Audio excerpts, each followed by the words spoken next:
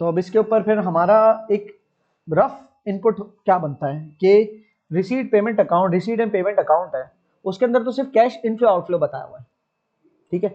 और हमें निकालना है इनकम एंड एक्सपेंडिचर अकाउंट के लिए हमें इंफॉर्मेशन निकालनी है। तो इनकम एंड एक्सपेंडिचर अकाउंट के दिए इंफॉर्मेशन जो पहले हमने कभी ऐसी निकाली हो उसके ऊपर मैं बात करता हूं। पहले मिसाल के तौर पे अगर मैं कहूं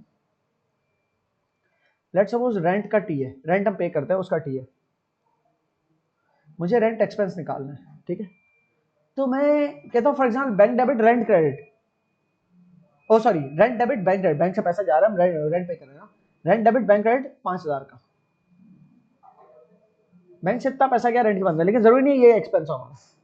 हमें इसके अलावा कुछ brought down carry down information मिलती है, तो हम फिर डिफरेंस फिगर निकाल पाते हैं कि पीएनएल में क्या जाएगा, ठीक है। अब लेट्स सपोज ये हमारा पहला साल है ऑपरेट करने का, कोई हमारे पास कोई ब्रॉड डाउन नहीं है किसी किस्म का, लेकिन ये आपको कैरी डाउन बता देता है कि हमारा रेंट पेबल है, रेंट पेबल है, उसका कैरी डाउन यहाँ पर होगा, क्योंकि पेबल का ब्रॉड डाउन क्रेडिट साइड पे होता है। कहता है साल के एंड में रेंट पेबल है मिसाल के तौर पे 1000 का, तो आप क्या अज्यूम करोगे, 5000 में रेंट दे चुका हूं, उसके बावजूद मुझे 1000 देना बाकी है, तो यकीनन मैंने कितना कंज्यूम किया होगा स्पेस को, 6000 का।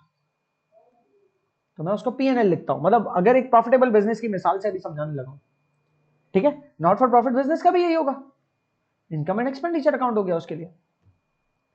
हमें उसके लिए चाहिए क्या, हमें चाहिए ओपनिंग क्लोजिंग चाहिए। Let's redo the example. हमें कैश रिसीट पेमेंट के अलावा ओपनिंग क्लोजिंग फिगर्स भी चाहिए। Opening rent is 0, oh sorry, opening rent is $200, closing rent is prepaid $1200, and throughout the year you paid $7000 rent, rent debit bank credit, bank से rent के बदले $7000 जा चुका है। ओपनिंग जो है प्रीपेड था, रेंट प्रीपेड का ब्रॉड डाउन यहाँ पर होता है, अगर एक्रूअल्स प्रीपेमेंट पड़ा है तो आपको पता है।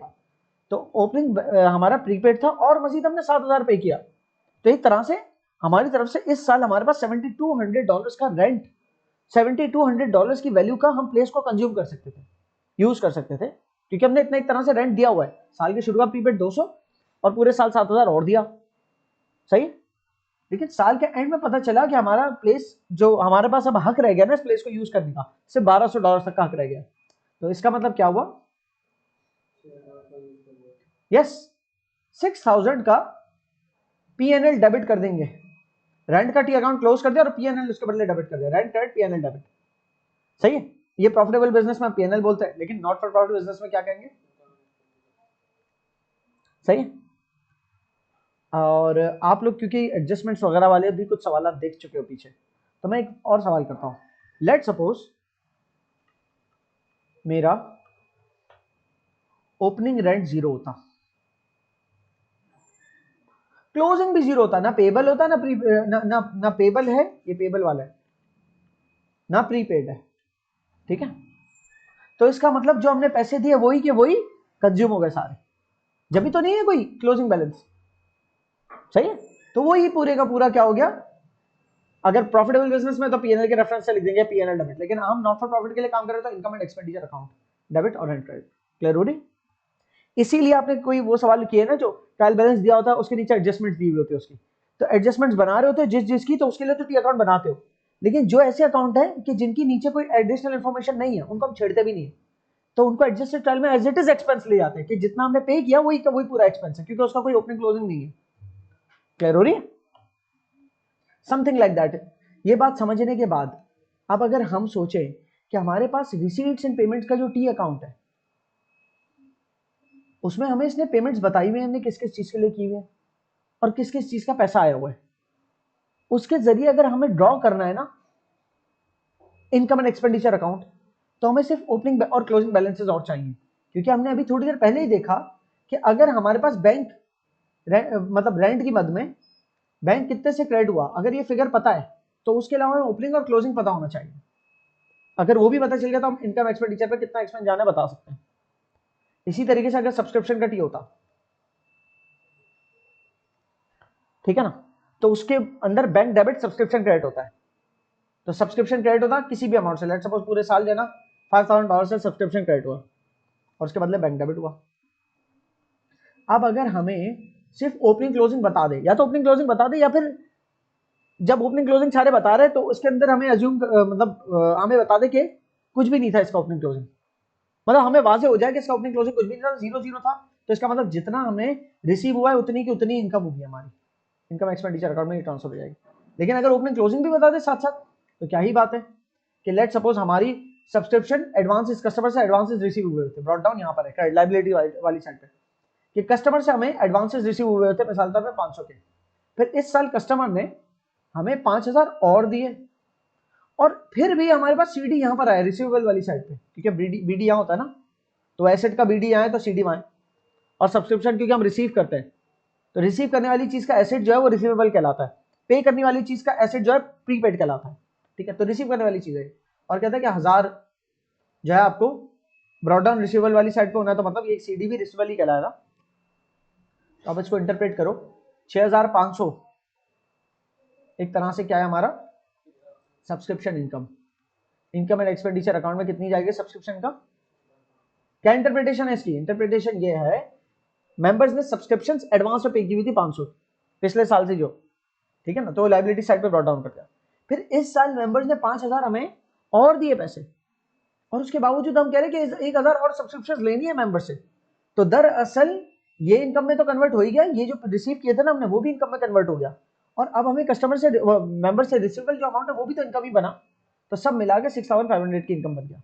ये बेसिक अंडरस्टैंडिंग है इसकी, क्लियर है कि अगर हमारे पास बैंक का आना या बैंक में पैसा कितना आया है या कितना गया उसकी इंफॉर्मेशन मौजूद हो, और ओपनिंग और क्लोजिंग बैलेंसेस मौजूद हो, तो हम एक्सपेंसेस और इनकम्स निकाल सकते हैं, क्लियर हो रही है। अब हमारे पास बैंक में कितना पैसा आया और गया ये हमें किस अकाउंट से पता चल सकता है, रिसीट्स एंड पेमेंट्स अकाउंट से, क्लब अकाउंट्स के अंदर, नॉट फॉर प्रॉफिट ऑर्गेनाइजेशन के अंदर जो अकाउंटिंग कर रहा है उसमें रिसीट एंड पेमेंट अकाउंट क्या एक तरह से बैंक का ही अकाउंट है, कि उसकी डेबिट साइड ये बताती है बैंक में पैसा कितना आया है, और क्रेडिट साइड ये बताती है कि बैंक से कितना पैसा गया है, बैंक या कैश जो भी कह लो एक ही बात, क्लियर।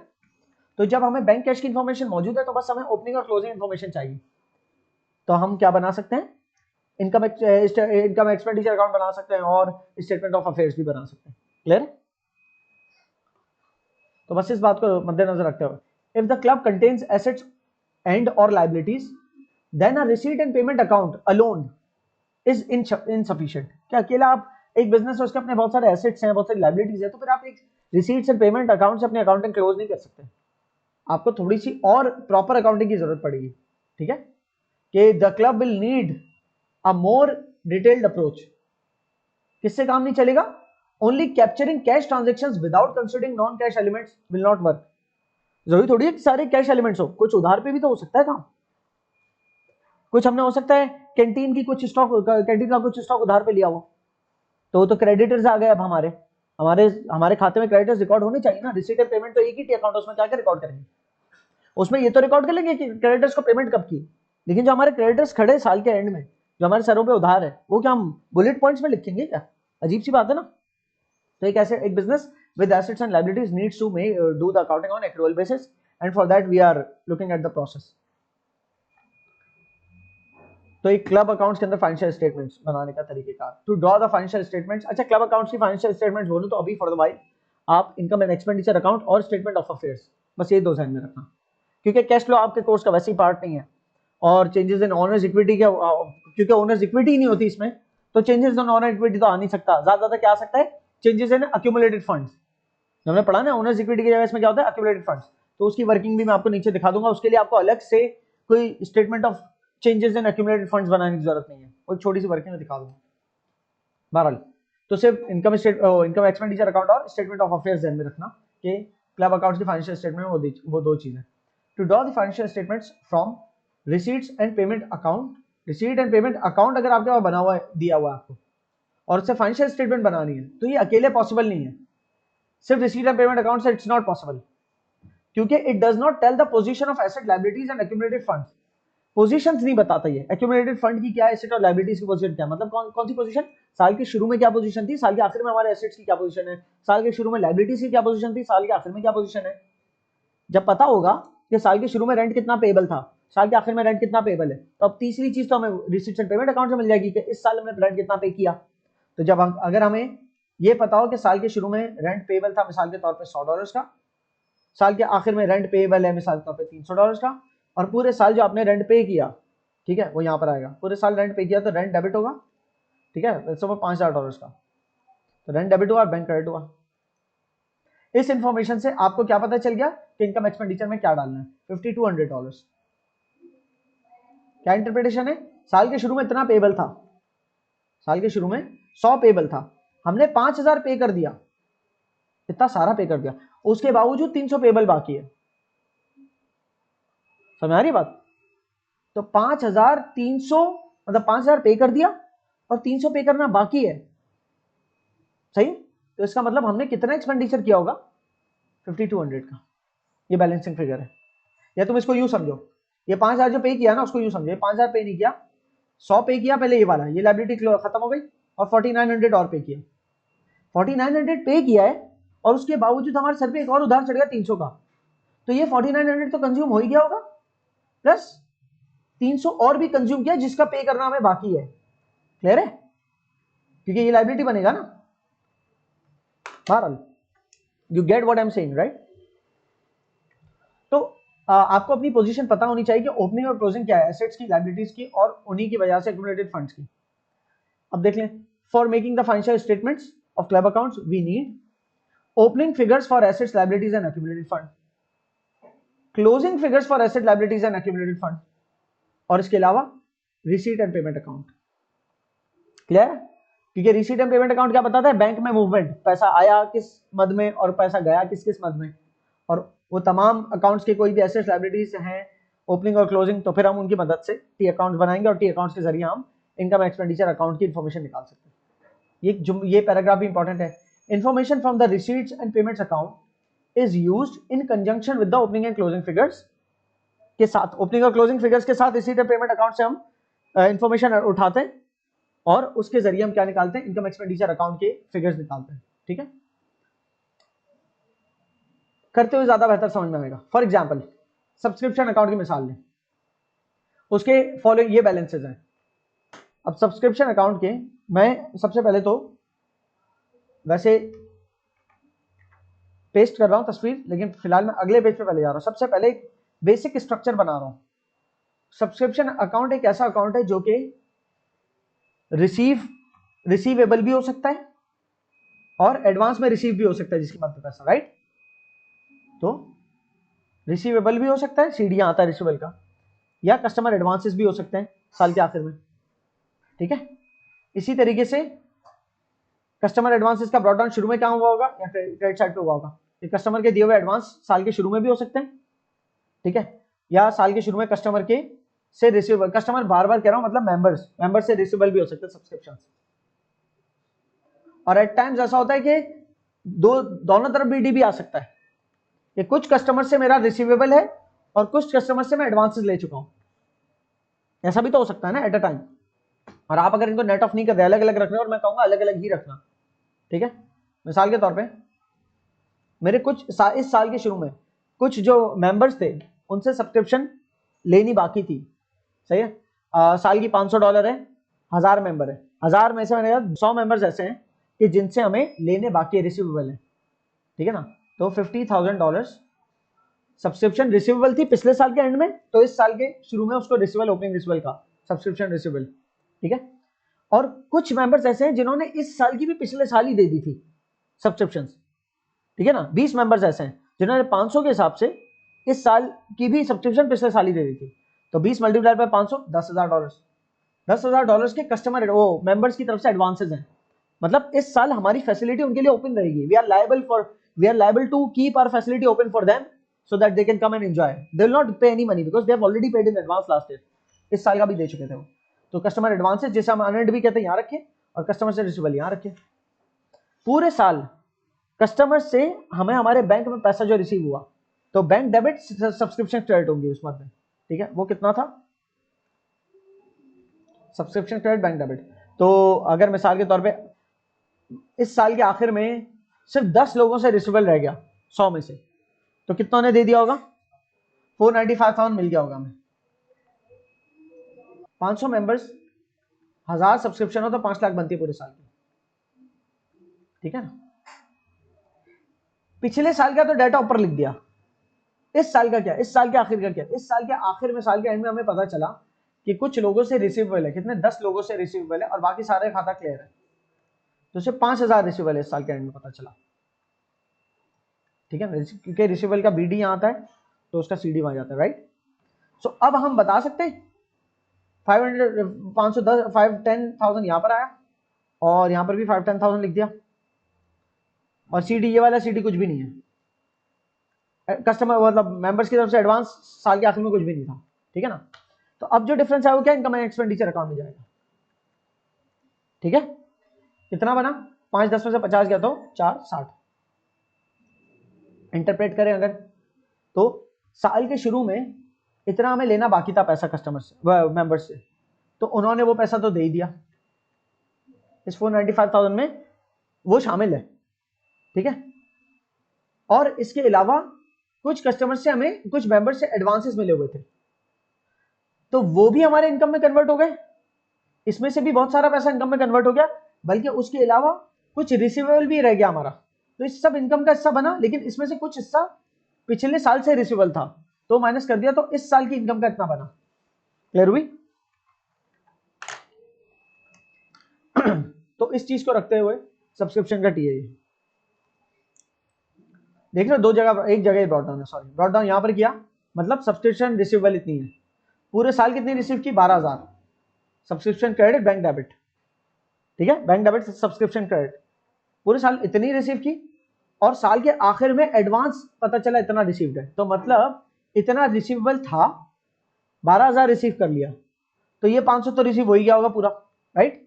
उसके अलावा 11,500 और रिसीव हुआ, उस 11,500 और जो रिसीव हुआ उसमें से 300 जो है एडवांस है, ठीक है, मतलब 11,200 क्या हुआ वो हमने अर्न कर लिया, सही है।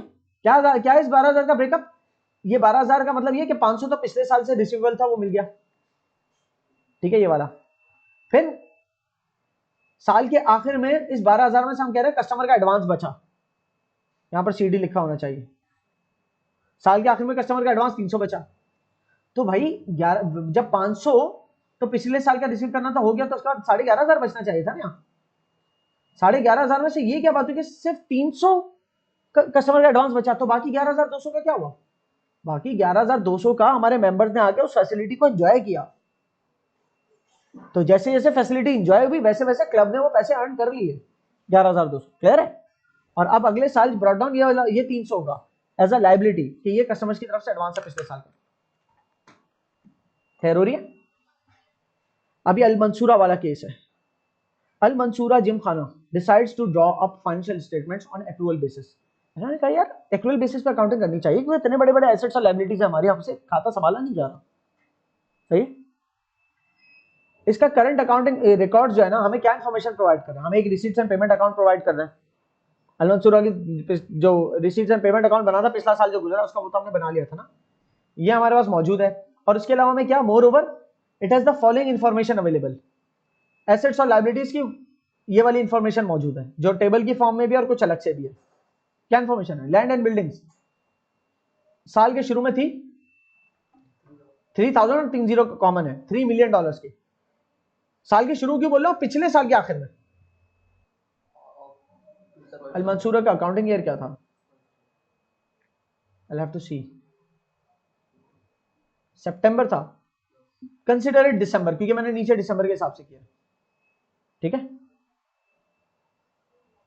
सो अकाउंटिंग ईयर दिसंबर का समझो इसका, तो 3 मिलियन के ओपनिंग बिल्डिंग्स थी, लैंड एंड बिल्डिंग्स, जबकि पिछले साल की क्लोजिंग अगर जो होती है वो इस साल की ओपनिंग होती है ना, तो पिछले साल का कैरी डाउन 3 मिलियन था, मतलब इस साल का ओपनिंग ब्रॉट डाउन 3 मिलियन था, और इस साल का क्लोजिंग कैरी डाउन तो कितना है 23 मिलियन।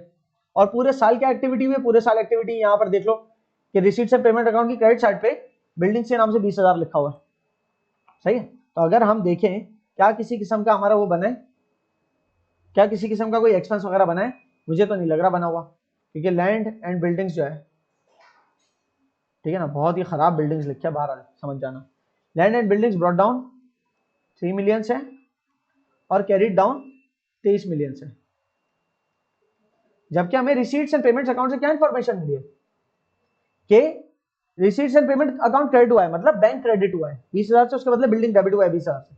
बिल्डिंग डेबिट हुई 20,000 से, और उसके बदले बैंक क्रेडिट हुआ है, और बैंक लिखना क्योंकि बाद में हम रिसीट एंड पेमेंट अकाउंट का बैंक कंसीडर करेंगे, ठीक है ना। तो लैंड बिल्डिंग डेबिट और बैंक क्रेडिट कर चुके हैं हम यहाँ पर ऑलरेडी 20,000 से। तो कितने बन रही है वाली साइड 23,000, ये वाली साइड कितनी बन रही है 23,000, कुछ करने की जरूरत ही नहीं, कुछ मिसिंग फिगर ही नहीं। क्लियर हो गई। फिर आते हैं अगले पे, फर्नीचर एट कॉस्ट। ओपनिंग मतलब लास्ट ईयर का क्लोजिंग जो था वो इस ईयर का ओपनिंग है $500,000 और इस ईयर का क्लोजिंग क्या है $1,500,000, 1.5 मिलियन। और इस साल ये बढ़ा क्यों है 500 से 1500 क्यों गया इस साल, देखते हैं कुछ हुआ है क्या। फर्नीचर खरीदा 1,000 का, ठीक है, तो ये भी बैलेंस हो रहा है। कैसे, फर्नीचर का टी होगा, ब्रॉड डाउन फर्नीचर कितना आ रहा है, कैरिड डाउन खुद ही बता रहा है 1500 का आ रहा है फर्नीचर, और बता रहा है receipt and payment account credit हुआ है, मतलब बैंक अकाउंट क्रेडिट हुआ है, उसके बदले फर्नीचर डेबिट हुआ है 1000 से। इसको बैंक अकाउंट कंसीडर करो, क्रेडिट हो रहा है कितने से 1000 से, और फर्नीचर क्रॉस रेफरेंस है तो फिर फर्नीचर डेबिट हो रहा है 1000 से, तो 1500 बराबर आ गया, कोई मिसिंग फिगर डालने की जरूरत नहीं है। क्लियर। अगला भी यही है, इक्विपमेंट 800 का था साल के शुरू में और साल के आखिर में 5,800 का, जबकि इस साल हमने इक्विपमेंट कितने का 5,000 का खरीदा, इसमें भी कोई मसला नहीं, ये भी वैसे ही चल रहा है, बिल्कुल सही है, बैलेंस ही होगा। रेस्टोरेंट्स के क्रेडिटर्स, रेस्टोरेंट जो है हमारा उसके क्रेडिटर साल के शुरू में थे 2,000 के,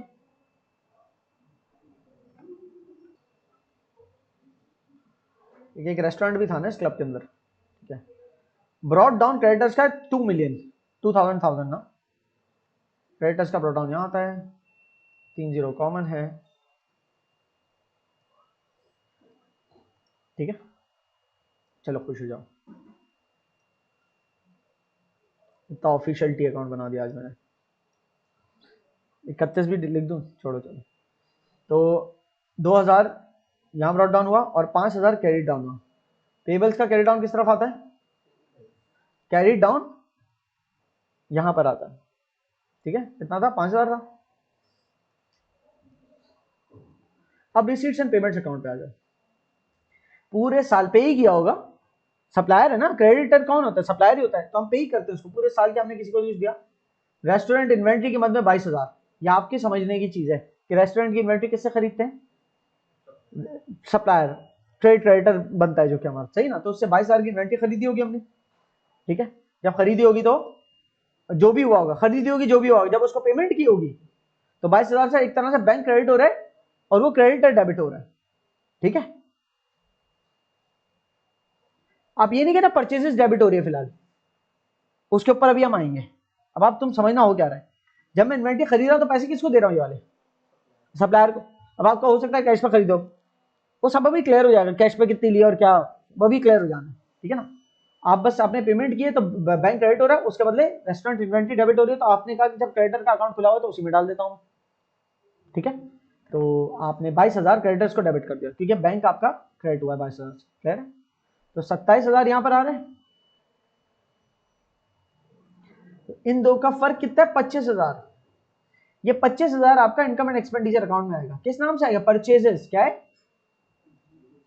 अब आप यूं समझो कि आपने साल जब शुरू हुआ, ठीक है, 2,000 पिछले साल के देने थे पेबल, तो ये जो 22,000 दिए ना, 2,000 तो पिछला पेबल था, 2,000 पिछला पेबल वो वापस कर दिया उसको, ठीक है ना। हुआ क्या होगा, बैक एंड बता रहा हूं, करना नहीं लेकिन समझाने के लिए, तो क्रेडिटर 2,000 से डेबिट हो गया होगा, ठीक है, और बैंक क्रेडिट हुआ होगा 2,000 से, तो बैंक के अंदर से 2,000 का अमाउंट तो इसके लिए होगा, ठीक है ना। तो उसको मैं इसको मैं 20,000 कर देता हूं और 2,000 अलग से लिख देता हूं, सही है, कि क्रेडिटर डेबिट हुआ 2,000 से और बैंक क्रेडिट हुआ 2,000 से। इसके अलावा पूरे साल मैंने इन्वेंट्री के परचेजेस पता है कितनी की है, कितने की है 25,000 की, कितने की है, जिसमें से पे कितने किए 20,000 इस साल के हवाले से 20,000 पे किए और 5,000 क्या बच गया क्रेडिटर, ठीक है ना। तो यही तो हो रहा है, 5,000 क्रेडिटर बच गया, परचेजेस हमारी यही काउंट हो गई, समझ आ रही है।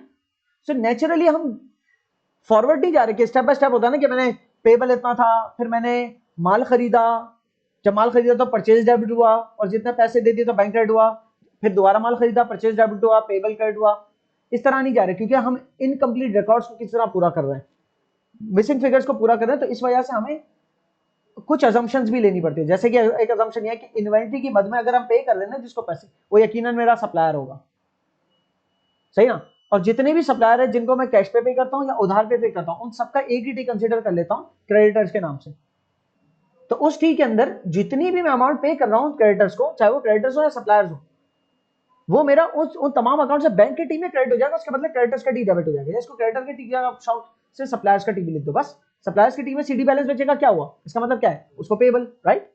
लेकिन क्रेडिटर्स लिख रहा हूं क्योंकि क्रेडिटर नाम से ही पता चलता है किसी किस्म की लायबिलिटी है। बहरहाल इनकम्प्लीट रिकॉर्ड्स के अंदर ये चीज बहुत अच्छे से समझोगे। हमारा असल काम था क्रेडिटर्स के टी से ये निकालना, क्या, मिसिंग फिगर, और इनकम एंड एक्सपेंडिचर अकाउंट में जाएगा। लेकिन कहां जाएगा, आप खुद अकल लगाओ, ये इनकम एक्सपेंडिचर में कहां जाएगा, परचेजेस में, सही है। अब इनकम एक्सपेंडिचर में परचेजेस में किस तरह जाएगा ये भी आप देखोगे अभी थोड़ी देर में आगे जाकर।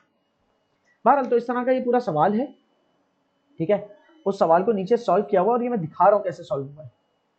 इस सवाल को सॉल्व करने की टेक्निक ये होती है, फिर मैं स्टेप बाय स्टेप सब पूरा होगा इसमें।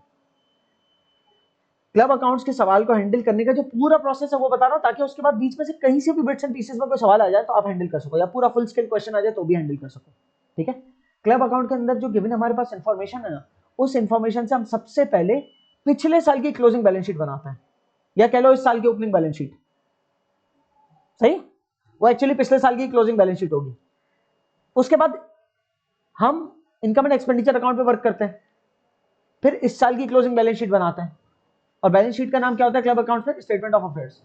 इस बेसिक बात को क्यों कर रहे हैं, मैं क्यों कर रहा हूं, वो इसलिए क्योंकि इनकम एंड एक्सपेंडिचर अकाउंट बनाने के लिए मेरी रिक्वायरमेंट है पिछले साल के बैलेंसेस। तो पिछले साल की बैलेंस शीट होगी तो ओपनिंग बैलेंसेस कहलाएंगे ना। फिर इस साल के बैलेंसेस क्लोजिंग, फिर इन बैलेंसेस से उन बैलेंस में से जो फर्क होता है उसी को तो हम कहते हैं चेंज इन इक्विटी। इक्विटी नहीं, यहां पर क्या है, accumulated funds. Change in accumulated funds कौन रिप्रेजेंट करता है, प्रॉफिट या लॉस। आप बिजनेस में उस बिजनेस का सोचो जो प्रॉफिटेबल होता है, उसके पिछले साल की बैलेंस शीट और इस साल की बैलेंस शीट में जो इक्विटी का फर्क आता है वो मेनली क्यों आता है कि इस साल कोई खरीदो फरोख्त हो के कोई प्रॉफिट हुआ होगा, वो प्रॉफिट इक्विटी में ऐड हो जाता है, राइट। तो इक्विटी के अंदर मेन फर्क किस वजह से है, तो प्रॉफिट ऐड होने की वजह से। इन्वेस्टमेंट से भी आता है, बहुत भी चीजें होती है वो सब भी अंदर कवर हो जाएंगे, लेकिन मेनली किससे आता है, प्रॉफिट होने की वजह से। तो जब आपकी पिछले साल की बैलेंस शीट और इस साल की बैलेंस शीट का मेन फर्क जो है इक्विटी के अंदर वो प्रॉफिट की वजह से आता है, तो अक्यूमुलेटेड फंड के अंदर भी किसकी वजह से आना चाहिए, सरप्लस ऑफ इनकम। प्रॉफिट नाम नहीं देना, सरप्लस ऑफ इनकम क्या, और सरप्लस ऑफ इनकम हमें कहां मिलती है, इनकम एंड एक्सपेंडिचर अकाउंट। तो इनकम एंड एक्सपेंडिचर अकाउंट बनाने के लिए हमें ये पता होना चाहिए, राइट है, कम से कम ये पता होना चाहिए, और इसकी भी इंफॉर्मेशन होनी चाहिए, ताकि हम दो की इंफॉर्मेशन और कैश की इंफॉर्मेशन के बदले हम इनकम एक्सपेंडिचर अकाउंट ड्राइव कर सके। देखो होता कैसे। तो सबसे पहले हमने क्या किया, ओपनिंग स्टेटमेंट ऑफ अफेयर्स, या ओपनिंग स्टेटमेंट ऑफ अफेयर्स बोलो, या पिछले साल की 2024 के लिए अलग हम काम कर रहे हैं, लेकिन पिछले साल की क्लोजिंग स्टेटमेंट ऑफ अफेयर्स। हमने अज्यूम क्या किया कि हमारा अकाउंटिंग ईयर कब खत्म हो रहा है, 31 दिसंबर को। तो पिछले साल कब खत्म होगा, 31 दिसंबर 2023 को। इस साल कब खत्म हुआ है, जिस अकाउंटिंग ईयर के लिए काम कर रहे हैं, 31 दिसंबर 2024 को। तो लेकिन पहली बैलेंस शीट हम पहली स्टेटमेंट ऑफ अफेयर्स कब की बना रहे हैं, पिछले साल की क्लोजिंग। तो ये इन्फॉर्मेशन कहां से लेके आ रहे हैं, यहां से। लैंड एंड बिल्डिंग कितनी थी, $3 मिलियन की land and building, 3 million. Equipment और फर्नीचर 800 और 500 का, 30 कॉमन है ना। इक्विपमेंट 800 का, फर्नीचर 500 का, इक्विपमेंट 800 का, फर्नीचर 500 का, ठीक है। उसके अलावा कुछ है, क्रेडिटर्स मतलब ये लाइबिलिटी में जाएगा। इन्वेंट्री पिछले साल की क्लोजिंग कितनी थी, 100। तो पिछले साल की एंडिंग इन्वेंट्री पिछले साल की बैलेंस शीट में आई होगी ना, 100। किस नाम से, रेस्टोरेंट का स्टॉक, रेस्टोरेंट का जितना भी माल होता है, $100,000 का। इस साल की अभी इंफॉर्मेशन को छोड़ दो, पिछले साल का बैंक कितना था, कितना लिखा है, 1000। Opening receipts and payment account का जो ओपनिंग बैंक बैलेंस है वही होगा ना पिछले साल का, पिछले साल से ही आ रहा है ना, तो पिछले साल का क्लोजिंग यही होगा 1000। तो पिछले साल का बैंक में कितना लिखा, 1000।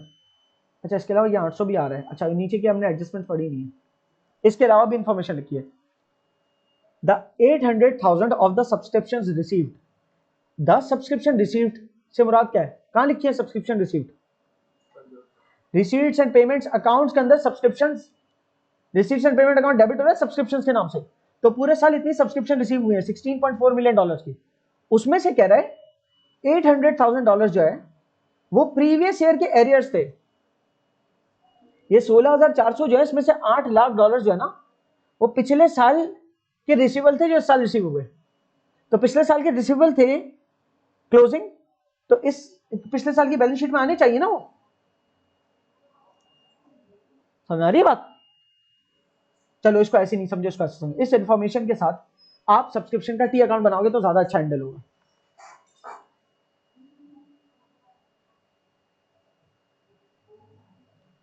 सब्सक्रिप्शन का टी अकाउंट बनाने लगा, ब्रॉड डाउन यहां भी आ सकता है या एडवांसेस भी आ सकता है कि हमारे मेंबर्स से एडवांसेस आए। कैरी डाउन मेंबर से एडवांसेस वाली साइड पे भी आ सकता है, कैरी डाउन रिसीवेबल वाली साइड पे भी आ सकता है। ठीक है, अच्छा जी, पूरे साल हमारा बैंक डेबिट हुआ है और सब्सक्रिप्शन क्रेडिट हुए कितने से? 16,400 से, 430 कॉमन। ये बात कहां से पता चली? रिसीट्स एंड पेमेंट के टी से। ठीक है, यहां पर कोई इंफॉर्मेशन नहीं सब्सक्रिप्शन की, यहां क्या लिखे? 8 लाख जो हमें रिसीव हुए ना, ये 16,400 में से जो 8 लाख रिसीव हुए इसका ताल्लुक पिछले साल के एरियर्स से था, मतलब पिछले साल से हमें रिसीव करना बाकी थे। तो पिछले साल जो रिसीव करना बाकी थे वो रिसीवेबल थे 800, 30 कॉमन है।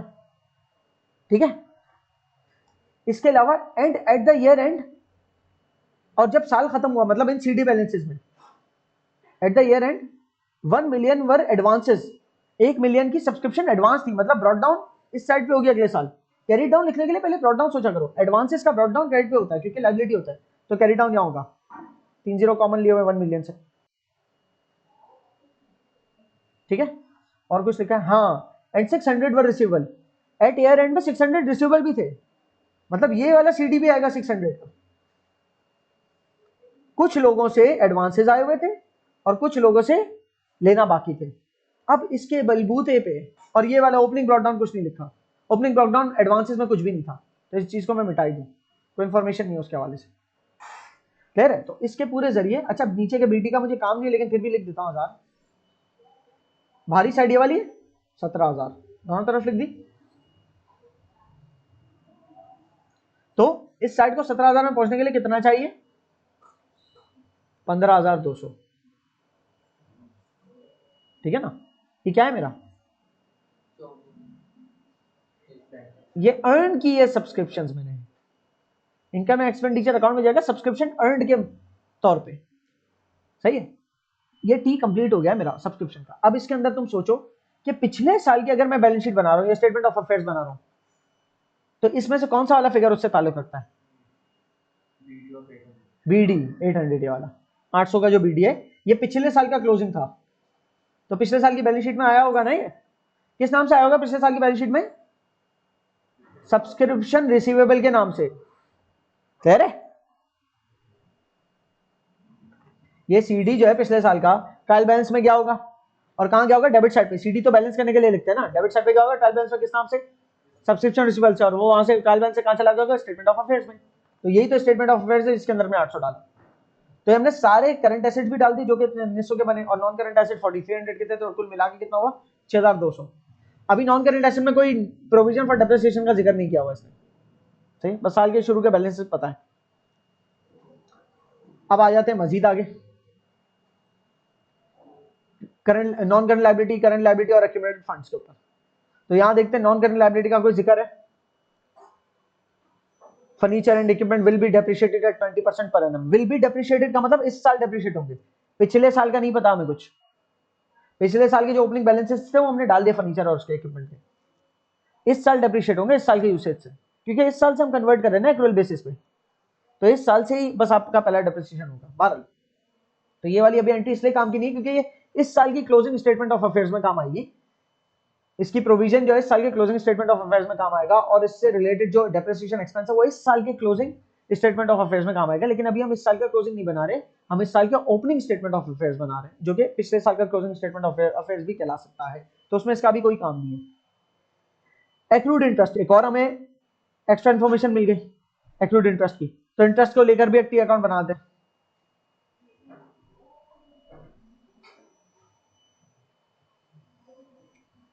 अब ये नहीं पता इंटरेस्ट रिसीवेबल है या पेबल है। अगर हमने लोन दी होगी तो इंटरेस्ट हम लेते होंगे। एक्रूड से तो नहीं पता चल रहा ना ये एक्रूड कौन सा वाला, पेबल वाला एक्रूड है रिसीवेबल वाला, अभी क्लियर नहीं है।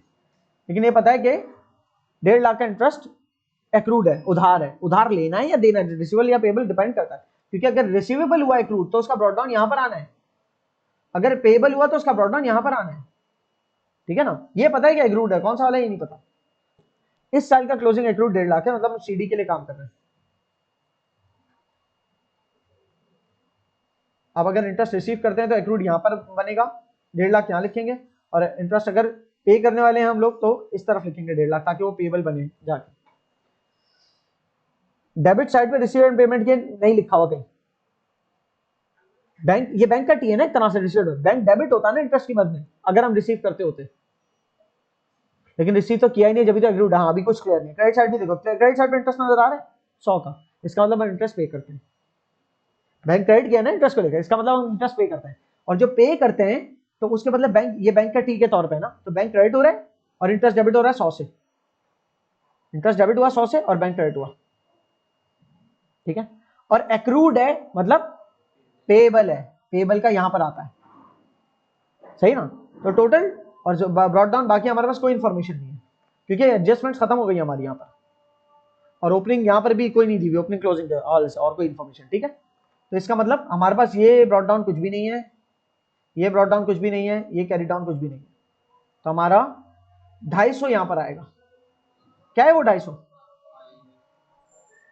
इनकम एक्सपेंडिचर अकाउंट में किस तौर पे जाएगा?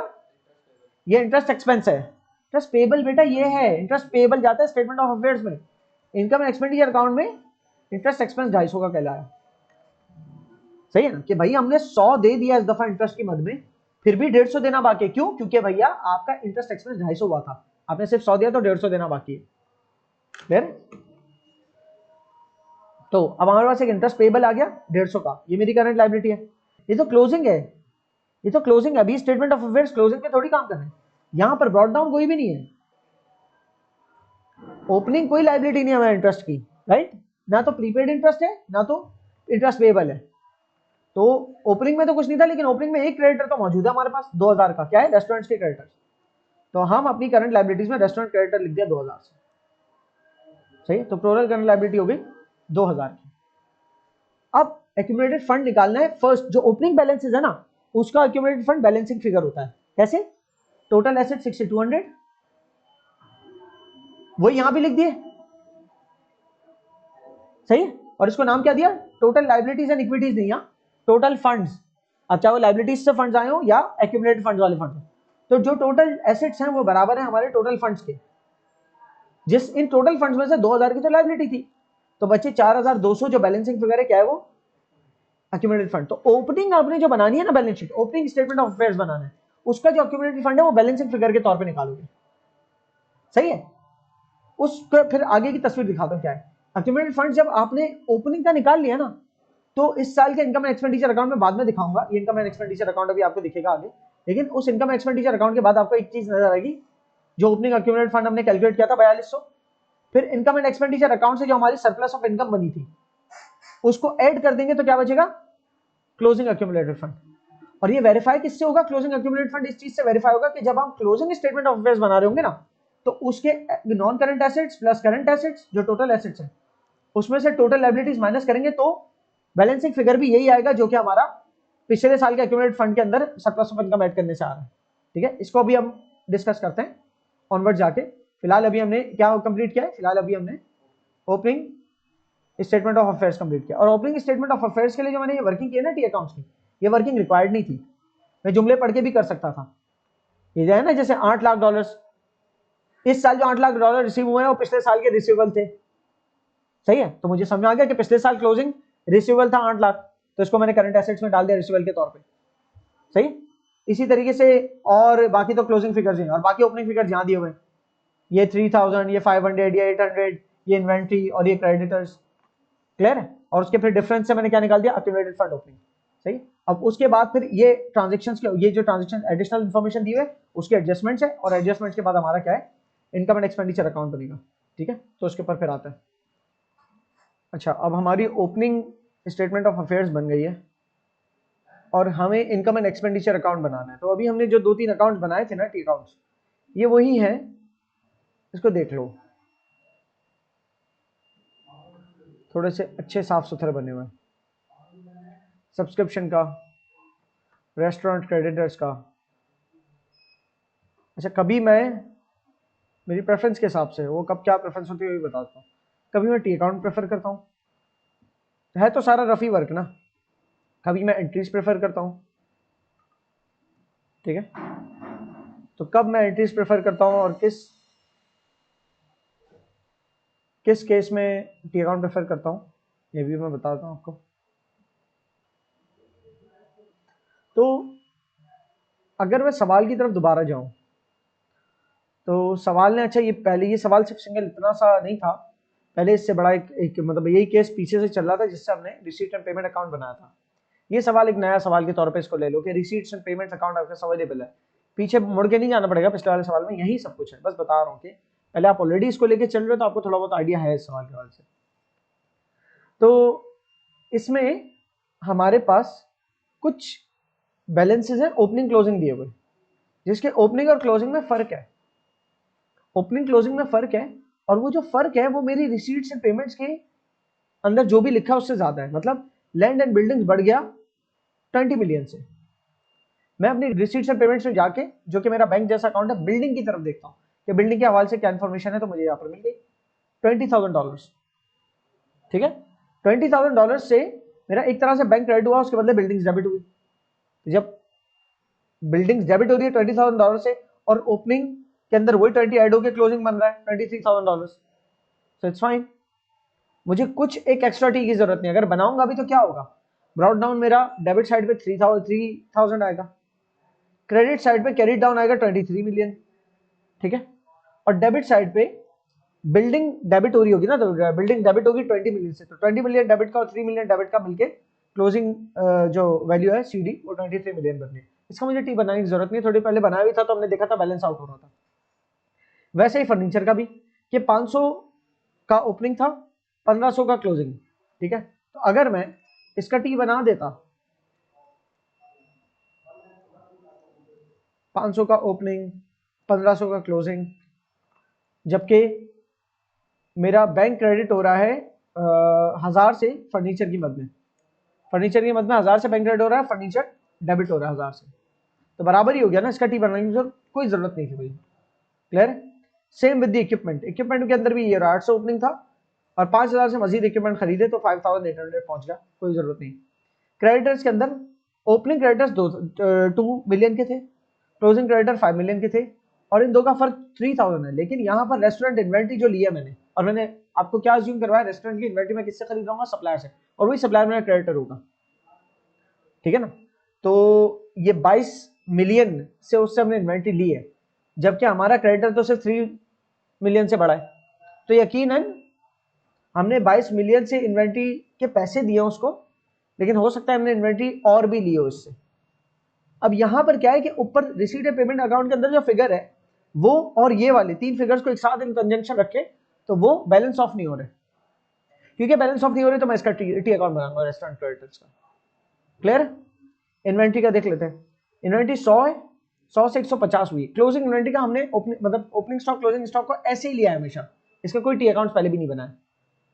ठीक है, तो क्लोजिंग स्टॉक याद है हमारी पिछले भी सवाल में ट्रायल बैलेंस के बाद अगर एडजस्टमेंट को लिखी होती क्लोजिंग स्टॉक की, हमने कोई इसकी एंट्री नहीं बनाते, और ओपनिंग स्टॉक ट्रायल बैलेंस के अंदर लिखा होता है। यहाँ पर ट्रायल बैलेंस नहीं गिवन, लेकिन ओपनिंग स्टॉक पता है और क्लोजिंग स्टॉक पता है, दैट्स इनफ फॉर अस। ठीक है, तो उसका भी कोई टी नहीं बनना है। फिर आ जाते हैं इसके ऊपर कि 8 लाख की सब्सक्रिप्शन जो रिसीव, अच्छा 800,000 ऑफ द सब्सक्रिप्शन रिसीव्ड, इसका मतलब ये नहीं कि 800,000 वाज द सब्सक्रिप्शन रिसीव्ड। सही है, इसको बीच में अगर मैं आउट का लफ्ज लगा दूंगा तो और अच्छा हो जाएगा आपके लिए। The 800,000 out of the total subscription received, तो टोटल सब्सक्रिप्शन रिसीव्ड हमें सब्सक्रिप्शन की मदद जब पैसा मिला, कहां लिखा हुआ है वो, कहां है वो रिसीट्स के अंदर लिखा हुआ है कि सब्सक्रिप्शन की मदद टोटल 16,400 मिला हुआ है। ठीक है, उसमें से 800,000 क्या थे, वर प्रीवियस ईयर्स एरियर्स, पिछले साल के एरियर्स थे, जबकि एट ईयर एंड 1 मिलियन के एडवांसेस हैं सब्सक्रिप्शन में, और एट ईयर एंड के अंदर की ही दूसरी इंफॉर्मेशन है 600,000 के सब्सक्रिप्शन रिसीवेबल है। इतनी सारी इंफॉर्मेशन मैं कैसे हैंडल कर सकता हूं without making a T account?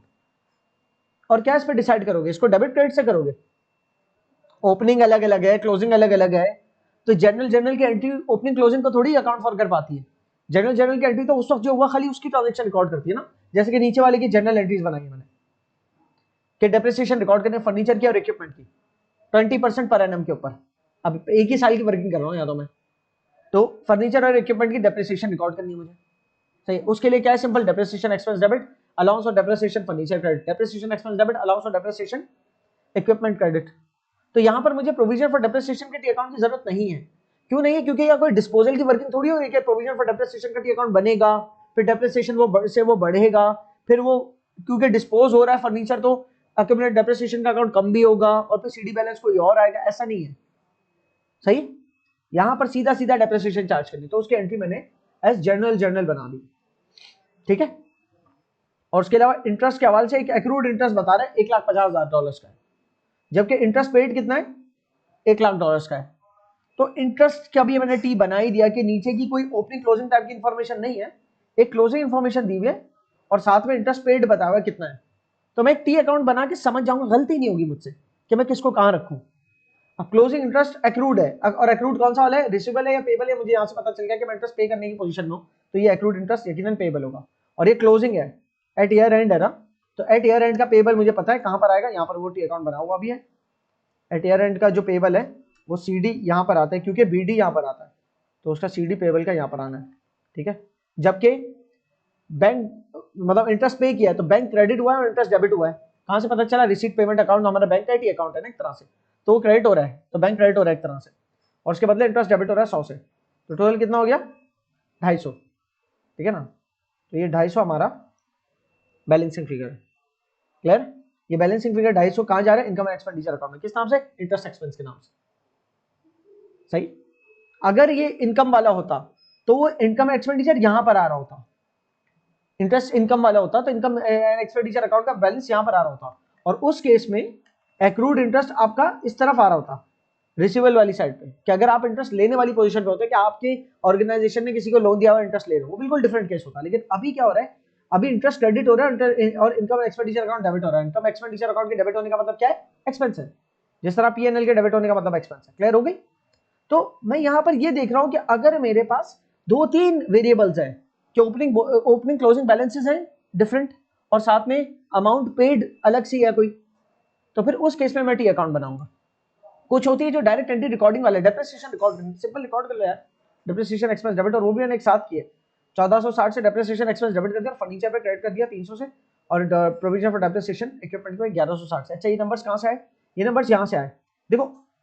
अब यहां पर फर्नीचर की जो ओपनिंग कॉस्ट लिखी है उसको तो छोड़ दो, लास्ट ईयर का जो क्लोजिंग बैलेंस है इसके ऊपर हमें इसको एज इट इज रहने देना है, इसके ऊपर कोई डेप्रिसिएशन मत लगा देना, क्योंकि लास्ट ईयर के क्लोजिंग बैलेंस पे डेप्रिसिएशन लगा दी तो लास्ट ईयर की इनकम एक्सपेंडिचर अकाउंट पे चले जाओगे आप। हमें तो इस साल के लिए काम करना है, तो लास्ट ईयर का जो भी क्लोजिंग बैलेंस है उसको as it is brought down कर दो। इस साल का क्लोजिंग बैलेंस क्या है आपका, फर्नीचर का 1500 और इक्विपमेंट का 5800, तो इस साल का जो क्लोजिंग बैलेंस ऑन कॉस्ट है ना, आप यही समझो कि इस साल पूरे बाय डिफॉल्ट ये समझो ईयर ऑफ परचेज में आपने ना पूरी डेप्रिसिएशन चार्ज कर देनी, क्योंकि और कुछ पता ही नहीं है ना कि साल के बीच में खरीदा है क्या खरीदा है। आपको क्या 1000 से हमारे बड़े तो है फर्नीचर, लेकिन कौन सी तारीख को बड़े ये नहीं पता, तो पूरे साल की डेप्रिसिएशन क्यों लगे, भाई पूरे साल की लगा दो आप ईयर ऑफ परचेज के हिसाब से। ज्यादा मसला हो तो स्टेरिक डाल के उस एंट्री के साथ लिख दो यहाँ पर, ठीक है ना। तो नोट 1N1 लिख दो यहाँ पर, और नोट 1 में लिख दो assuming full years depreciation is charge in the year of purchase, ठीक है ना। तो जो जिस साल आपके एसेट बढ़े 1000 से 500 वाले 1500 पे पहुंच गए, तो पूरे साल की डेप्रिसिएशन चार्ज करते हो, किस अमाउंट पे करोगे। अब इसने तो सिर्फ आपको परसेंटेज दी है, एक तो पहली बात बाय डिफॉल्ट परसेंटेज दी हो ना तो उसको रिड्यूसिंग बैलेंस मेथड समझना, परसेंटेज दी हो तो कौन सा मेथड है डेप्रिसिएशन का, रिड्यूसिंग बैलेंस मेथड। एक एक्सेप्शन है जब वो परसेंटेज दे दे और बाकायदा लिखे कि डेप्रिसिएशन परसेंटेज ऑन कॉस्ट, तो फिर वो हर साल ही ऑन कॉस्ट लगेगी वो परसेंटेज, और हर साल अगर ऑन कॉस्ट लगेगी तो कॉस्ट तो फिक्स होती है, तो उस कॉस्ट के हिसाब से हर साल का 20% सेम ही आना है। ठीक है, लेकिन फिलहाल तो इसने ना कॉस्ट लिखा ना रिड्यूसिंग बैलेंस मेथड, तो आप समझ जाना रिड्यूसिंग बैलेंस मेथड है। लेकिन अगर वो नहीं भी समझते हमें कोई मसला नहीं, एक ही साल का तो काम करना है, तो चाहे वो रिड्यूसिंग बैलेंस मेथड से निकालते तो उस केस में भी 1500 का 20% निकलता, क्योंकि पहले साल जो कॉस्ट होती है वही हमारी नेटबुक वैल्यू भी होती है ना, ठीक है ना। और इसी तरीके से इक्विपमेंट, अच्छा बिल्डिंग्स को नहीं कर रहा है डेप्रिशिएट, सिर्फ फर्नीचर इक्विपमेंट को कर रहा है, वरना बिल्डिंग्स को डेप्रिशिएट करता तो फिर एक और मसला आ जाता कि लैंड और बिल्डिंग को डेप्रिशिएट कर तो पहले लैंड अलग करो, उसकी इन्फॉर्मेशन जरूर देता ही, और इस तरह का आप एक सवाल पीछे देख भी चुके हो गुजरते सवालों में, ठीक है। बहरहाल तो आपका फर्नीचर इक्विपमेंट 20% से डेप्रिशिएट करना है, straight forward entry, depreciation expense debit, provision for depreciation furniture credit, depreciation expense debit, provision for depreciation equipment credit, और अमाउंट कहां से निकली, ये जो इनकी क्लोजिंग अमाउंट से उन पे 20% लगा के, तो ये मैंने एंट्री बना दी। क्लियर हो रही?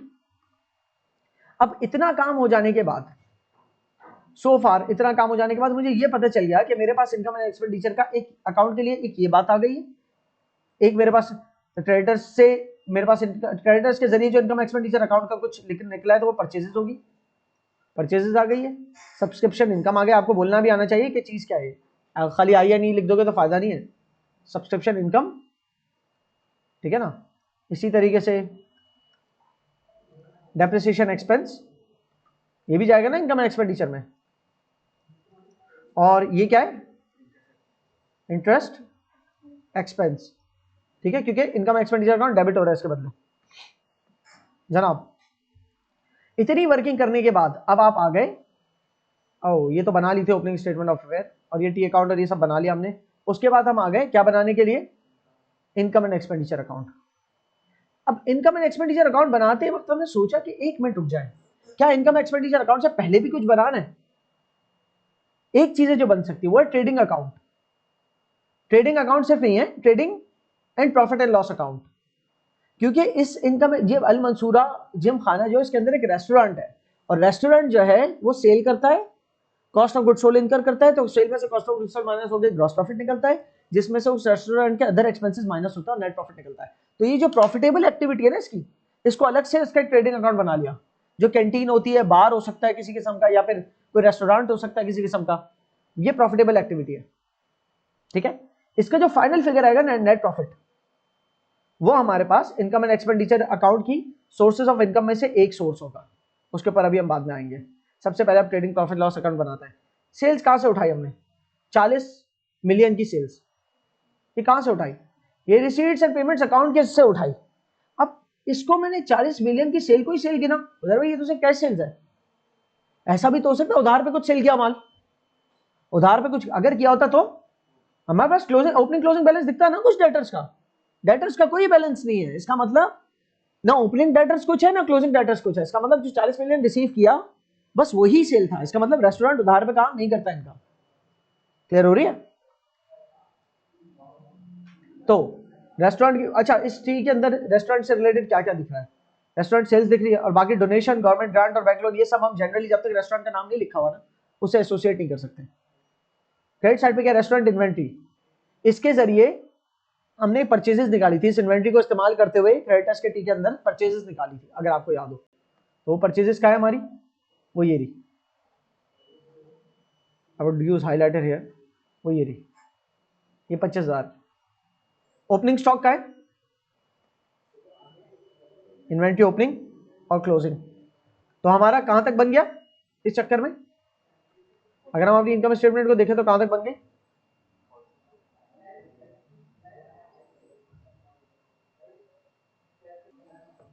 सेल्स रेवेन्यू 40 मिलियन का उठा लिया, opening stock plus purchases plus carries inwards, okay. अच्छा टी को एक दफा देख लो, मेरी तरह ना करो, पूरा देख लेने का क्या और क्या क्या रेस्टोरेंट से रिलेटेड, तो कैरीज इनवर्ड्स ऑन इन्वेंट्री, तो इन्वेंट्री से रिलेटेड जो कैरीज इनवर्ड्स होता है परचेजेस में ऐड होता है, मैंने बताया था आप लोग को, ठीक है। फिर रेस्टोरेंट स्टाफ की सैलरीज, रेस्टोरेंट स्टाफ के लाइटिंग चार्जेस, लाइटिंग चार्जेस क्या होते हैं, हीटिंग लाइटिंग एक्सपेंस होते हैं, बिजली के एक्सपेंसेस, उसके अलावा कुछ भी रेस्टोरेंट का नहीं लिखा हुआ, नीचे तक देख रहे हो, सही है। तो हमारे पास क्या है, ओपनिंग स्टॉक रेस्टोरेंट का लिख दिया, परचेजेस लिख दिए, कैरीज इनवर्ड्स ऐड कर दी, क्लोजिंग स्टॉक लेस कर दिया तो कॉस्ट ऑफ गुड्स सोल्ड आ गया, सेल्स में से cost of goods sold minus किया तो ग्रॉस प्रॉफिट आ गया। सैलरीज एक्सपेंस किसके, रेस्टोरेंट स्टाफ का सैलरी एक्सपेंस 1000 लिखा होता, कहां लिखा होता, और इससे रिलेटेड कोई ये भी नहीं है कि सैलरीज पेबल हो, अगर होता तो फिर टी बनता, लेकिन कोई ओपनिंग क्लोजिंग नहीं दिया हुआ, सिर्फ यही है जो है, तो ये जो क्या है वही एक्सपेंस है हमारा। तो सैलरीज एक्सपेंस 1000 और lighting charges, heating lighting charges आपके रेस्टोरेंट के 80, तो भी 80 लिख दिया। तो टोटल मिला के ऑपरेटिंग एक्सपेंस 1080 के हो गए। तो ग्रॉस प्रॉफिट में से वो माइनस किया तो नेट प्रॉफिट आ गया 13870। ठीक है, इतनी ऊपर ऊपर की 2-3 फिगर से आप देखो पूरी इनकम स्टेटमेंट बन गई। वरना इनकम स्टेटमेंट ध्यान में ना लंबी चीज होती है यार, पूरी बहुत सारी लाइन है, लेकिन अगर इसको ब्रेक डाउन किया जाए तो इसका ट्रेडिंग अकाउंट क्या है, sales less cost of goods sold. तो आधा काम तो यही हो गया, सेल्स आगे रिसीट पेमेंट अकाउंट से, कॉस्ट ऑफ गुड्स सोल्ड का ओपनिंग क्लोजिंग स्टॉक वैसे ही आ गया जो हमारे पास बैलेंसेस गिवन थे ओपनिंग क्लोजिंग, बस परचेजेस डालनी थी और परचेजेस के साथ कैरिज इनवर्ट्स भी हमें रिसीट पेमेंट अकाउंट से मिल गया। तो आधा काम तो आपका ये ट्रेडिंग अकाउंट के हद तक ही हो जाता है। फिर आपको अदर एक्सपेंसेस डालने होते हैं, तो बन गई पूरी आपकी प्रॉफिट एंड लॉस अकाउंट। ये प्रॉफिट एंड लॉस अकाउंट तो मैंने थोड़ी देर पहले कहा था बनेगा नहीं, अब बना क्यों दिया बताइए। प्रॉफिट एंड लॉस अकाउंट पूरे एज अ क्लब नहीं बनेगा, एज अ क्लब का तो इनकम एक्सपेंडिचर अकाउंट बनेगा, लेकिन क्लब की सेवरल एक्टिविटीज में से, क्लब के सेवरल सोर्सेज ऑफ रेवेन्यू में से एक सोर्स ऑफ रेवेन्यू प्रॉफिटेबल है। क्या है वो, रेस्टोरेंट। ठीक है जनाब, वो प्रॉफिट भी हमने निकाल लिया। तो अब हम बना रहे हैं income expenditure account. Income expenditure account के अंदर हमने सोर्सेज ऑफ इनकम डालनी है। हमारे पास क्या क्या सोर्स ऑफ इनकम है, एक तो हमने बना ली। सबसे प्राइमरी सोर्स ऑफ इनकम क्या है, सब्सक्रिप्शंस। और सब्सक्रिप्शंस हमने कहां से निकाली, सब्सक्रिप्शन के टी अकाउंट से, सब्सक्रिप्शन के टी अकाउंट से। रिसीट्स एंड पेमेंट अकाउंट से अगर आपने निकाली ना, चलो आपकी नजर पड़ेगी तो देखना होगा क्या, रिसीट्स पेमेंट अकाउंट जब सब्सक्रिप्शन देखोगे 16400, आप सोचोगे यार एक सब्सक्रिप्शन का टीवी तो बनाया था। आप ये थोड़ी कह सकते हो यही 16400 मेरी इनकम है। क्यों, क्योंकि इसके ओपनिंग क्लोजिंग बैलेंसेस भी दिए हुए किसी ना किसी किस्म के, ये रहे। जब ओपनिंग क्लोजिंग बैलेंसेस दे दिए तो फिर जो दिया हुआ है आपके बैंक की टीम में, रिसीट्स एंड पेमेंट्स की टीम में, वो सब कुछ नहीं। अब आपको बाकायदा सब्सक्रिप्शन का टी अकाउंट बनाना पड़ेगा जो कि आपने बनाया था, और वो टी अकाउंट बना के आपने सारे ओपनिंग क्लोजिंग बैलेंसेस को अपनी अपनी जगहों पे फेंक के, और बैंक्स की मद में मैंने ये तोड़ तोड़ के आपको समझाने के लिए लिखा है। दरअसल तो बैंक के नाम से सिर्फ 16400 आना चाहिए, ठीक है ना। इतनी सारी इन्फॉर्मेशन तो आपको खाली समझाने के लिए लिखी थी तोड़ तोड़ के, ठीक है। अगर गौर करना चाहो तो देखो क्या है, खाली गौर करवाने के लिए बता रहा हूं सेकंड के लिए। ये आपका है सब्सक्रिप्शन का टी। इसने कहा था साल के शुरू का रिसीवेबल जो आपने टोटल 16400 रिसीव किए, आउट ऑफ दैट इस पूरे अमाउंट में से 3 जीरो फिर मैंने कॉमन लिए, तो इस पूरे अमाउंट में से 800 क्या थे, 800,000 क्या थे, वो पिछले साल के एरियर्स से, पिछले साल से रिसीव करना बाकी थे। एरियर्स भी इंस्टॉलमेंट्स को कहते हैं, मतलब एक्रूड ही हो गया तरह का, ठीक है ना, वो रिसीव करना बाकी थे। तो मैंने इसलिए 16400 को यूं तोड़ा कि वो जो रिसीव करना बाकी थे उस मत में रिसीव हुए। फिर उस 16400 के अंदर एक ये 1000 का हिस्सा तोड़ा कि इस 16400 में से 800 जो ताल्लुक रखते हैं वो पिछले साल से, और 1000 ताल्लुक रखते हैं एडवांस से, कि कस्टमर ने इस 16400 में वो शामिल है, कस्टमर ने एडवांसेस भी दिए हमें। और इन दो के अलावा हमने मजीद क्या रिसीव किया, 16400 14600 और रिसीव किए, ठीक है ना। तो 16400 को मैंने आप लोगों को समझाने के लिए ब्रेक डाउन किया, लेकिन आपका बिल्कुल भी ऐसा नहीं है। आपने सिंपल यहां पर डालना है 16400 कि भाई टोटल बैंक की मद में, मतलब हमारे बैंक अकाउंट के अंदर 16400 रिसीव हुए, सही है। क्लोजिंग बैलेंस सीडी एक जो है रिसीवेबल रखा है एट अ टाइम, मैंने कहा था ना रिसीवेबल और एडवांसेस दोनों हो सकते हैं, तो वो दोनों डाल दिए थे, और ओपनिंग भी रिसीवेबल डाल दिया था। तो ये जो डिफरेंस निकला वो 15200 जो निकला, वो है हमारी सब्सक्रिप्शन इनकम के। इतनी हमने सब्सक्रिप्शन अर्न कर ली इस साल, तो वो मेरी सब्सक्रिप्शन इनकम के अंदर जाए, इनकम स्टेटमेंट में, इनकम एंड एक्सपेंडिचर अकाउंट में सब्सक्रिप्शन इनकम के तौर पे चला गया। रेस्टोरेंट से प्रॉफिट 13870, ये कहां से आया, जो मैंने अभी बनाया था नेट प्रॉफिट, ठीक है ना। Trading and PNL account, trading and PNL जो बनाया था रेस्टोरेंट का, वहां का नेट प्रॉफिट। अब इसमें वो झंझट नहीं है बिल्कुल भी कि आप जो है ना इनकम एंड एक्सपेंडिचर अकाउंट के अंदर कॉस्ट ऑफ गुड्स सोल्ड वगैरह डालनी पड़े, उसको अलग से वर्किंग की नेट प्रॉफिट निकाल के ना डाल दिए, सही। रेस्टोरेंट का सारा खाता एक अलग तरफ है। गवर्नमेंट ग्रांट रिसीव हुई है, वो रिसीव पेमेंट अकाउंट से पता चल गया, वो भी एक तरह की इनकम है। डोनेशन रिसीव हुआ, वो भी एक तरह की इनकम है। और यार डोनेशन और गवर्नमेंट ग्रांट में तो अब आप ये नहीं कहोगे ना कि रिसीवेबल, डोनेशन रिसीवेबल, वो तो बंदा जब देता है तभी देता है ना इसमें। चलो ये भी एक ना अनाउंस कर दिया डोनेशन, तो भाई वो जब तक दे ना दे आप उसको रियलाइज नहीं काउंट करना। रियलाइजेशन कॉन्सेप्ट भी बीच में आता है कि भाई एक इनकम है जो फ्यूचर अनाउंस किया बंदे ने, इसका हरगिज़ मतलब ये नहीं है कि वो दे देगा। तो ये तो जब आएंगे तो वो इनकम बन जाएंगे, राइट। गवर्नमेंट ग्रांट का ऐसा हो सकता है कि गवर्नमेंट ग्रांट आधी मिल गई आधी बाकी, लेकिन वो भी जब मिल जाएगी तभी हमारी इनकम बनेगी। तो ये सारी हमारी इनकम टोटल हो गई, ठीक है, इतनी। फिर एक्सपेंडिचर से कहां से उठाए, अब रिसीव पेमेंट्स अकाउंट के अंदर जरा मैं एक नजर मारता हूँ। मैं रिसीव पेमेंट अकाउंट की एक स्नैपशॉट ले लेता हूँ अपने कैनवस के ऊपर। ये सब्सक्रिप्शन को अकाउंट फॉर कर लिया हमने, रेस्टोरेंट सेल्स को अकाउंट फॉर कर लिया। रेस्टोरेंट सेल्स को कहाँ अकाउंट फॉर किया? इनकम स्टेटमेंट वो अपना ट्रेडिंग अकाउंट वाले जो कैसे रेस्टोरेंट का था, डोनेशन गवर्नमेंट ग्रांट को अकाउंट फॉर कर लिया। बैंक लोन अभी अकाउंट फॉर नहीं किया हमने, और बैंक लोन वैसे भी इनकम एक्सपेंडिचर में अकाउंट फॉर नहीं होगी, ये स्टेटमेंट ऑफ अफेयर्स का आइटम है, नॉन करंट लायबिलिटीज के तौर पे। रेस्टोरेंट इन्वेंट्री अकाउंट फॉर हो गई जब रेस्टोरेंट का वो बन रहा था, कैरीज इनवर्ट्स भी हो गई रेस्टोरेंट के पीएनएल के अंदर, ये और ये भी हो गया अकाउंट फॉर। ग्राउंड्समैन सैलरी 100 कह रहे ग्राउंड के जो रखवाले हैं, ग्राउंडमैन कहलाएगा, ग्राउंड के जो रखवाले हैं उनको सैलरी दी 100। अगर 100 के अलावा नीचे लिखा होता ना कि कोई पेबल सैलरी भी है उनकी, तो हम फिर पी अकाउंट बनाते ग्राउंडमैन की सैलरीज का, लेकिन ऐसा कोई पेबल नहीं था हमारे पास। एडिशनल इन्फॉर्मेशन पे ग्राउंडमैन की सैलरी से रिलेटेड कुछ भी नहीं था, बल्कि किस किस से रिलेटेड कुछ नहीं था, ग्राउंडमैन से रिलेटेड कुछ नहीं था, ट्रांसपोर्टेशन चार्जेस से रिलेटेड कुछ नहीं था, रिपेयर्स मेंटेनेंस से रिलेटेड कोई ओपनिंग क्लोजिंग नहीं है, यूटिलिटी से रिलेटेड नहीं है, फर्नीचर से रिलेटेड कुछ इन्फॉर्मेशन थी, और फर्नीचर वैसे भी इनकम एंड एक्सपेंडिचर अकाउंट का आइटम नहीं है। इक्विपमेंट से रिलेटेड कुछ इन्फॉर्मेशन थी, लेकिन ये भी इनकम एक्सपेंडिचर अकाउंट का आइटम नहीं है, तो स्टेटमेंट ऑफ अफेयर्स का आइटम है। बिल्डिंग भी स्टेटमेंट ऑफ अफेयर्स का आइटम है। ऑफिस सप्लाईज से रिलेटेड कोई ओपनिंग क्लोजिंग नहीं था, तो जितने ऑफिस सप्लाईज के मद में पे किया वही कंज्यूम हुई। अगर कंज्यूम ना हुई होती तो बताता क्लोजिंग ऑफिस सप्लाईज इतनी बची, क्लोजिंग एसेट बचता, लेकिन कुछ भी नहीं बचा हुआ, तो पूरे 200 के 200 को आप क्या कर दोगे? एक्सपेंस। अगर ऐसा ना होता, अगर क्लोजिंग ऑफिस सप्लाईज देता तो कुछ ये होती वर्किंग ऑफिस सप्लाईज की कि भाई बैंक क्रेडिट हुआ है, ऑफिस सप्लाईज डेबिट हुआ है 200 से, और साल के आखिर में कुछ ऑफिस सप्लाईज बच गई 50 की, तो इसका मतलब क्या होता? ये 200 की जगह मतलब 200 पीएनएल नहीं होता, बल्कि 150 पीएनएल होता, या इनकम एक्सपेंडिचर अकाउंट होता। 150 कंज्यूमर और 50 के ऑफिस सप्लाईज बाकी लगे, लेकिन कुछ बाकी नहीं रही भाई, इसने बोला ही नहीं ऐसा कुछ, सीडी बैलेंस इसने कोई नहीं बोला, तो इसका मतलब 200 की 200 अकाउंट को क्लोज करो जब सीडी बैलेंस कुछ नहीं है, और इनकम एक्सपेंडिचर अकाउंट में फेंक दो, तो ऑफिस सप्लाईज एक्सपेंस हो गया ये। ठीक है, तो जो सर्कल लगाया वो, और इंटरेस्ट को लेकर नीचे एक एडजस्टमेंट थी, तो इंटरेस्ट का मैंने टी अकाउंट बनाया था, तो उसको मैंने सर्कल नहीं किया, उसको मैं चलो एक्सक्लेमेशन मार देता हूँ बस, सही है। अब जो सर्कल हुए उनको as it is as an expense pick दो। 100 ground salary 100, transportation charge 120, repair maintenance 200, utilities 300 और ऑफिस सप्लाईज 200। ग्राउंड में 100, transportation 120, repair maintenance 200, utilities 300, office supplies 200। ठीक है, अब हमारे इन पे आ जाते हैं। Depreciation expense 1460। ठीक है, तो ये भी बुक हो गई, तो डेप्रिसिएशन एक्सपेंस को हमने टिक मार दिया, लेट्स सपोज ये हो गई। इंटरेस्ट क्रेडिट और उसके बदले इनकम एक्सपेंडिचर अकाउंट डेबिट, तो मतलब ये इंटरेस्ट एक्सपेंस है 250, टिक मारा, और यहां पर 250 ये भी लिख दिया। ठीक है, और यही लिख दिया ऑपरेटिंग एक्सपेंसेस में, ये नहीं कि इसको अलग से profit before interest and tax या surplus of income before interest and tax बना के फिर इंटरेस्ट नहीं दे दिया, इतना नहीं करो, इतना पेचीदा मत करो, वो कंपनी के अंदर होता है, इसके अंदर ऑपरेटिंग एक्सपेंस में इंटरेस्ट लिख देना।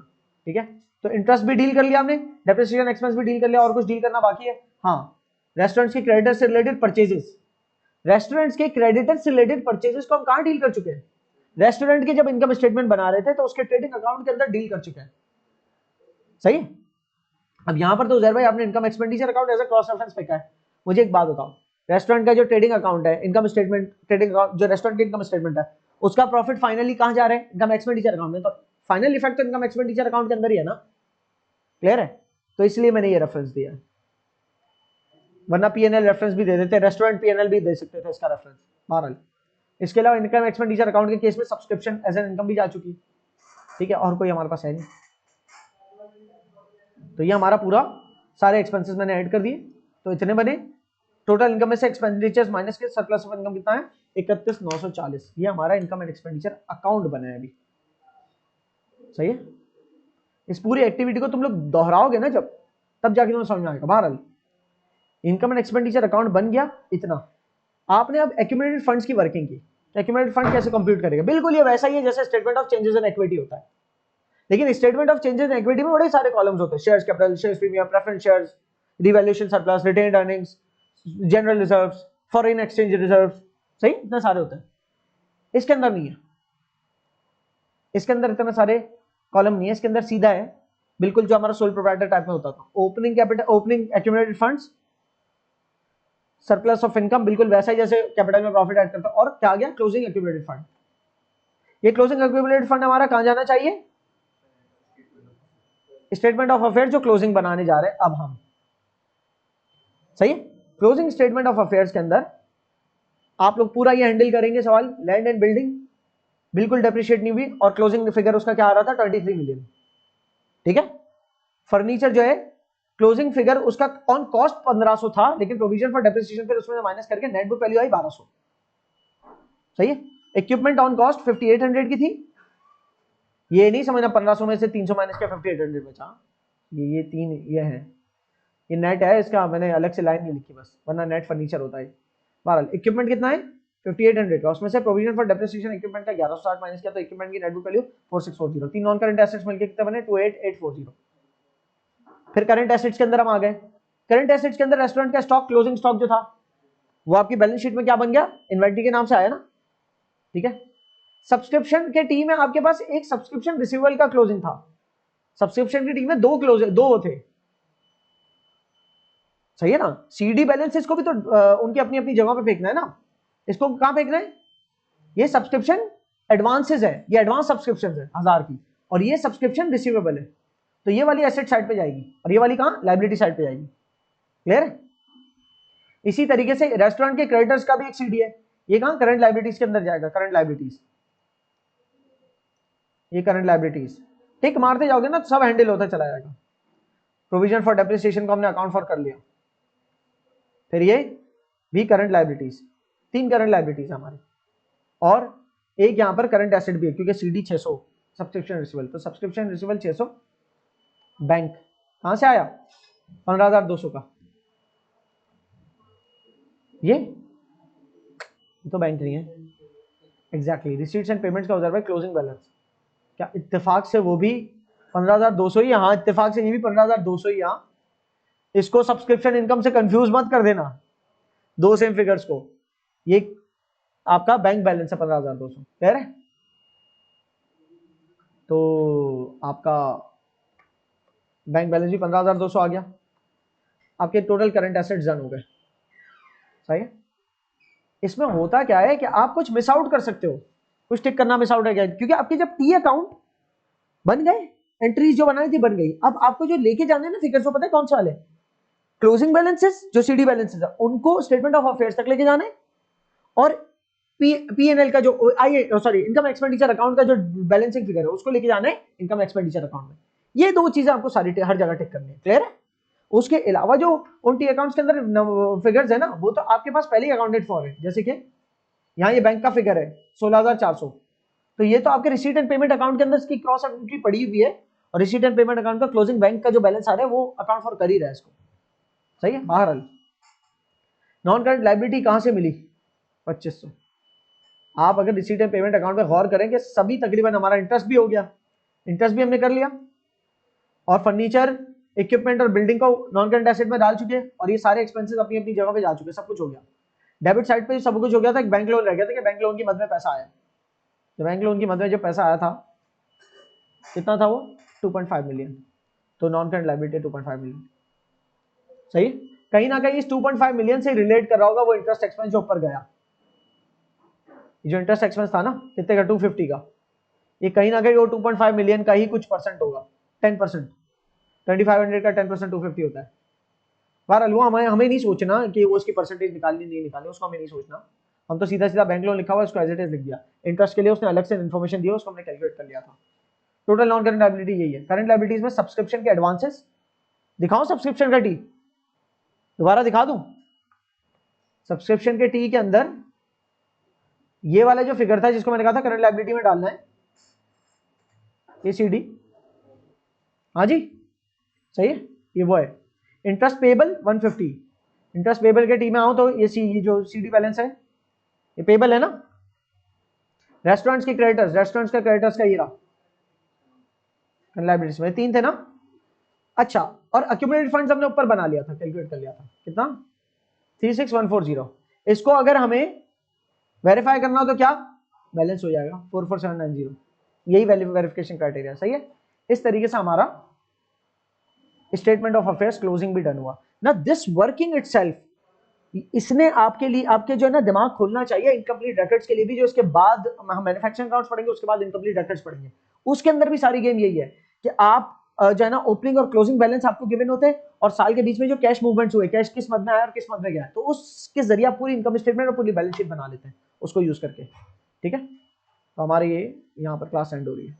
इसका अलग से सवाल नहीं है, इसी सवाल को तुम्हें दोहराना है बिना आंसर को देखे, यूं समझो। क्लियर?